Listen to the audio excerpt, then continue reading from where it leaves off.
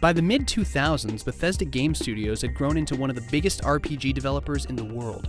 Their Elder Scrolls franchise had become famous for featuring the biggest open worlds in gaming, offering hundreds of hours of exploration, combat, narrative, and anything else players could think up. After the spectacular and studio-saving success of the third game in the series, Morrowind, Bethesda then created Oblivion, a towering commercial and critical triumph. However, after so many years of concentrating on the Elder Scrolls, for their next game they decided to take a break and explore a different world. In 2004, Bethesda had acquired a license to make a game in the Fallout franchise from the owners of the IP, Interplay Entertainment. They began work on this franchise as soon as they finished up with Oblivion, and it quickly became clear that they were making something truly special. So much so that Bethesda's owner ZeniMax bought the Fallout IP outright in 2007. As part of the deal, Interplay would get a license to make a Fallout MMO.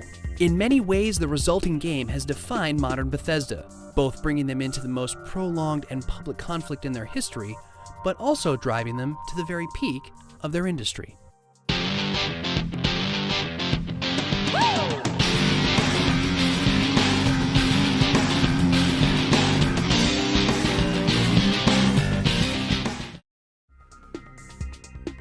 The massively hyped Fallout 3 released in October 2008, published by Bethesda Softworks all on its own for the PC, Xbox 360, and PlayStation 3. This was only 2.5 years after their last game, Oblivion. By contrast, Oblivion had taken 4 years after Morrowind. The team this time had experience with the Xbox and PlayStation architecture, and so could push out a new game much quicker, even at the grand scale they were used to. The game itself had absolutely nothing to do with the original Fallout 3, which had been in development back at Interplay years earlier under the nickname Van Buren. Bethesda had started their project from scratch, and in doing so, put their own stamp on the series. Where older Fallouts had been top-down, third-person affairs, Fallout 3 was a first-person adventure, very much like the Elder Scrolls. Within that, however, the classic Fallout elements all returned in their full glory.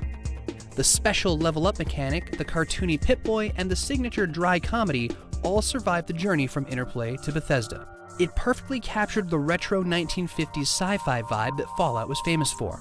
Everything in the world reminded players of how bleak the apocalypse was, from the dreary art design to the seedy characters to the pervasive radiation.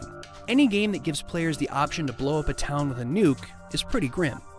It was a darker, edgier game than anything Bethesda had done before, but at the same time, it was also funnier, in a darker, edgier way. As a first-person game taking place in the future, combat revolved less around melee weapons and more around guns. This had the effect of making Fallout play more like a shooter, allowing it to appeal to a wider audience than the traditional RPG crowd. However, the massive world, great storytelling, and involving characters kept old Bethesda fans more than happy. As a matter of fact, more so than in any Elder Scrolls game, the player's actions had huge ramifications. Even trying to do the right thing could have negative consequences. In the end, depending on what players did on their journey, the ending could have any one of over 200 different permutations. Combined with veteran composer Inan Zur's haunting score and the participation of Hollywood talent like Liam Neeson and Ron Perlman, and Fallout 3 was primed to be a smash hit on the level of Oblivion. It wasn't. It was bigger. Despite the fact that the Fallout brand had never been on consoles before and hadn't been on anything for years, Fallout 3 sold 4.7 million units in just over a week. That's $300 million in 7 days. This was by far Bethesda's biggest response to a game ever, and that spectacular beginning led to a stellar long run as well. In the end, Fallout 3 emerged as one of the best-selling RPG games of all time, and turned the studio into a juggernaut. Bethesda's attention to detail, tone, and quality had paid off, and now they reaped the rewards of their hard work. But once players finally got through the huge world and its main storyline, they discovered something shocking, something that no one expected: an ending. Once the main quest was complete, the credits rolled, and gamers were returned to the main menu. No more exploring, no more side quests to do. Unlike the Elder Scrolls, when Fallout 3 finished, the experience was over. To put it mildly, the surprise was not well received, and broke one of the central tenets of a Bethesda experience. Besides that, the Gamebryo engine that they had been using since Morrowind was starting to show its age. Badly. Still, as with Elder Scrolls games before it, Fallout 3's overall quality outweighed these criticisms in the eyes of gamers. Meanwhile, Bethesda was hard at work on new content for the game. They would eventually release 5 pieces of DLC, none of which involved horse armor. Instead, Fallout 3's DLC packs were huge content pieces that added new areas to explore, new quests to do, new characters to meet, and hours and hours and hours of time to kill. One of them even changed the ending so that players could continue their game even after completing the main quest, fixing one of the biggest complaints players had. Taken as a whole, the DLC for Fallout 3 is often cited as some of the finest DLC ever made for a game. In other words, Bethesda's first DLC ever, Horse Armor, is still considered among the worst of all time. Their latest is considered among the best. Quite an improvement. With the windfall of cash from Fallout and its downloadable content, Bethesda's publishing arm, Bethesda Softworks, aggressively expanded. In 2009, they published both Wet and Rogue Warrior, though sadly, neither game was well received. Rogue Warrior in particular took a bruising from the press. But in June of that year, Bethesda announced a surprise, and it was a whopper. Their owners, ZeniMax Media, acquired no less than id Software itself. id was the legendary studio behind the birth of the first-person shooter genre, whose Doom and Quake games had redefined the industry in the 90s. Like ZeniMax itself, they had remained fiercely independent for years, refusing offers of acquisition from major powers like Activision. However, by the late 2000s, id realized that they simply didn't have the manpower or resources to remain competitive on their own. Their last game had released in 2004, and even though Doom 3 was a smash hit, they needed more capital to make more games. ZeniMax promised to give them total creative freedom, something they proved with their Bethesda team. And so, id agreed to join the Bethesda family. Not long after, Bethesda also bought the distribution rights to id's current project, Rage. From now on, anything id will be released by Bethesda, including id's older classics, which Bethesda recently brought to Xbox Live Arcade and the PlayStation Network. In addition, Bethesda now uses id's annual QuakeCon event to showcase all the upcoming games that it will publish, whether from Bethesda, id, or an external party. But after this good news, came the bad. In September 2009, Bethesda filed a lawsuit against former Fallout owners Interplay. When Bethesda had bought the franchise from them, they had given Interplay a license to make a Fallout MMO, provided they raised the money themselves and began work within 2 years. The 2 years were up, and Bethesda wanted Interplay to stop trying to raise money. Interplay resisted, claiming that they were indeed working on the game and that Bethesda was out of line. This feud is ongoing to this day, and has only gotten more heated as time has gone on. Bethesda now claims that when they gave Interplay a license to make a Fallout MMO, they only meant an MMO named Fallout. In other words, Interplay cannot use any assets, weapons, characters, or locations from Fallout. They can't even use the logo. Interplay, of course, contests this and in fact claims that since Bethesda is breaching the terms of the contract, the rights to Fallout should revert back to them.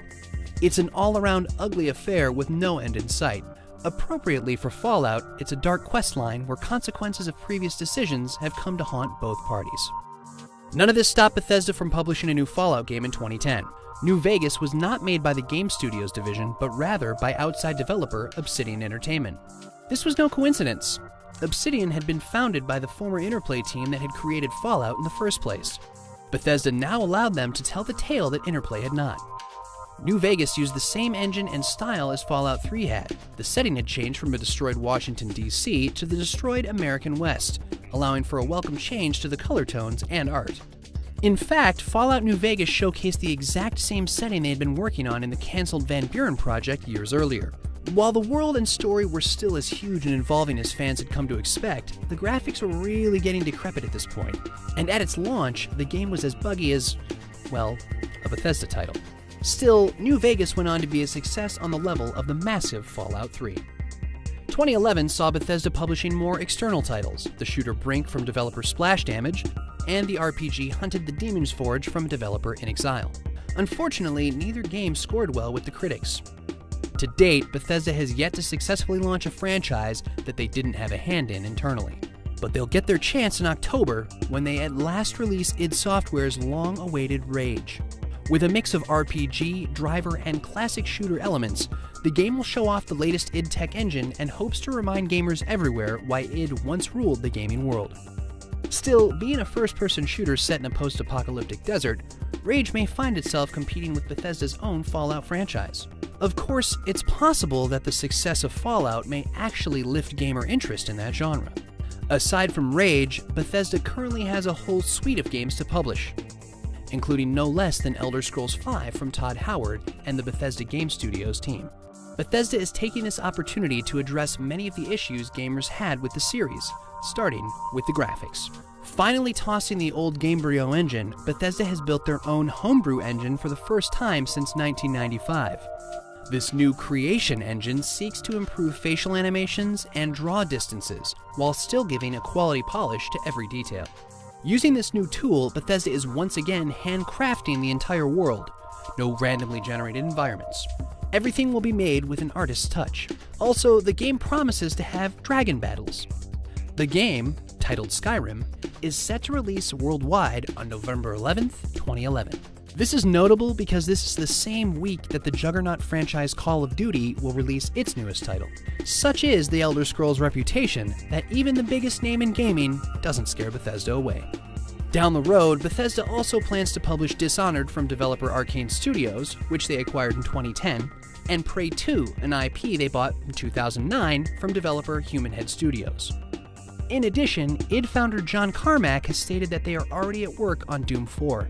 However, in the meantime, Bethesda have embroiled themselves in another legal battle, this time with indie developer Mojang. Famous for creating the underground sensation Minecraft, Mojang has scheduled its next game, Scrolls, to release on November 11th, 2011, the same day as the Elder Scrolls. Bethesda filed a lawsuit claiming the similar titles and dates would create market confusion. Mojang protests, stating that Bethesda cannot possibly have a trademark on the word Scrolls. Mojang has offered to settle the matter over a game of Quake. Although since Bethesda owns Quake makers id Software, it probably wouldn't be a fair fight. The case is ongoing. Bethesda Game Studios stands as one of the most powerful developers in the world, with an ardent fan base and a sterling track record. With the growing might of their publishing division, Bethesda Softworks, they stand poised to become one of the industry's biggest players. And most amazingly, their owners, ZeniMax Media, have remained private through all this time. They don't have to worry about placating investors or about how a decision might affect stock. ZeniMax and the studios they own can do whatever they want. The fact that we were private and published our own stuff and got to make crazy games, and we still get to do that now, it's just on a larger scale, is kind of, I think it's really, really rare. Everybody's very, very self-motivated to do the game they would want to play. And even from those days, we're really fortunate that we are a private company who publishes our own games. But we have the ability to publish up against anybody. And we can put our game worldwide, as many copies as we need. So creatively, we get to do what we want. In June 2011, Bethesda celebrated their 25th anniversary, better able to make the games they love than ever before. They are starting to experience the growing pains of reaching the big leagues, including the trials of publishing and the backlash of legal suits. But it seems clear that 25 years on, Bethesda's world still has endless hours of content left to explore.